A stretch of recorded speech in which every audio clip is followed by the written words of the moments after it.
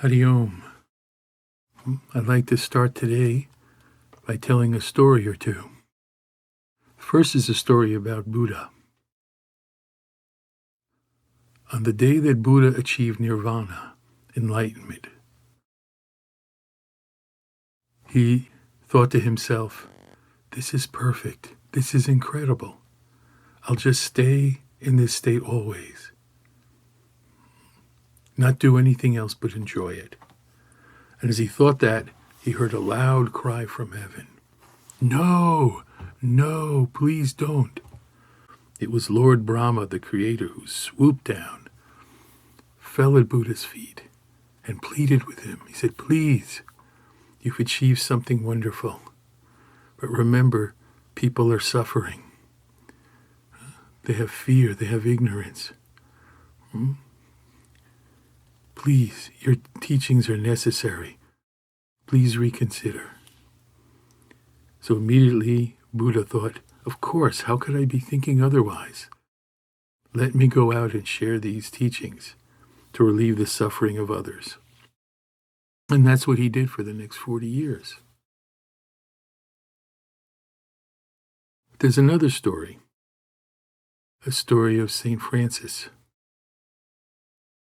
Once, Francis was asked, what was your most important spiritual experience?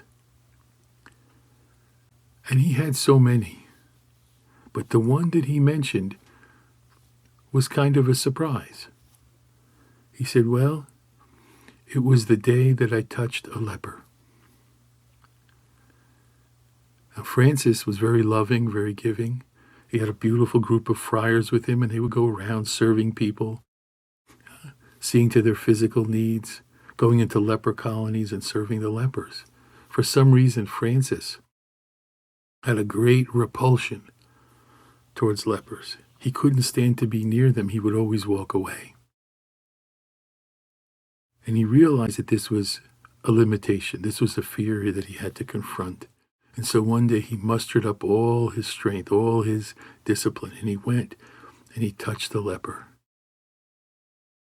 And when he did, in that moment, there was such a joy, such a freedom, such a love that welled up in him. And this is why he said it was his greatest spiritual experience. Third story. The story with Swami Satchidananda and me. It was way, way at the beginning of my time with him, and I was driving him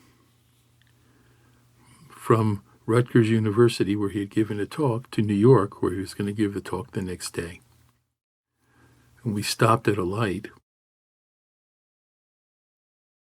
And the car was quiet up to that point. No one was speaking. And he reached out and cupped his hand to the back of my head. And I turned to him, and he said, I don't care if you ever meditate. I don't care if you do any asana, any pranayama, any practices.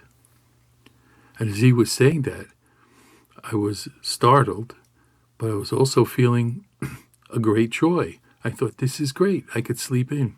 I don't have to do the practices. I didn't stop to think why he was saying it, just that I had time to sleep in. And he said, I don't care if you do any practices. Just make sure that whatever you do, you never hurt anyone in any way. And the light changed, and we continued on. And as we did, I thought, that's not easy to do. I have so many faults. I can make so many mistakes. I could hurt people. I ended up deciding to double my practices. So what's the point of these three stories? Point is, it's time to refresh our understanding and our practice of yoga. There's a tendency for it to become too self-centered. My peace, my joy, my health, my life, my self-image, my goals, my potentials. That's not the heart of yoga. Yes, we do need to take care of ourselves. Yes, we do need to grow, do all the practices we have at our disposal that will improve us. But the question is why? It's not just for us. The peace that we're seeking is not a private affair. There's no such thing as my peace. There's just peace. Peace is omnipresent. It's everywhere. What we need to do is tie into that universal peace. That's the idea of yoga. And we do that by, on the one hand, diving deep into ourselves, and on the other hand, sharing freely and fully with others. So this is a time of challenge and a time of change. Let's look at our yoga in a fresh, new way. Every practice we do ultimately is for the sake of another. The peace I experience, the focus I experience, I could bring to others. I can serve better. Master Shivananda, great sage of the Himalayas, summarized the goal of yoga in just a few words. Serve, love, give, purify, meditate, realize. It begins with serve. Live for the sake of others. Live in solidarity with those who suffer. Bear their suffering. And to bear their suffering doesn't mean to sit in your room and feel bad. To bear suffering means to be ready, to prepare yourself, to be alert to any opportunity, even if it's so small, to serve others. That's the heart of yoga. That heart, that central teaching of yoga will help us overcome our own fears and our own doubts and our own anxieties. So resolve today to do something for your health and peace, then share it. Thank you for listening. Om Shanti, Shanti, Shanti. Om Peace, Peace, Peace.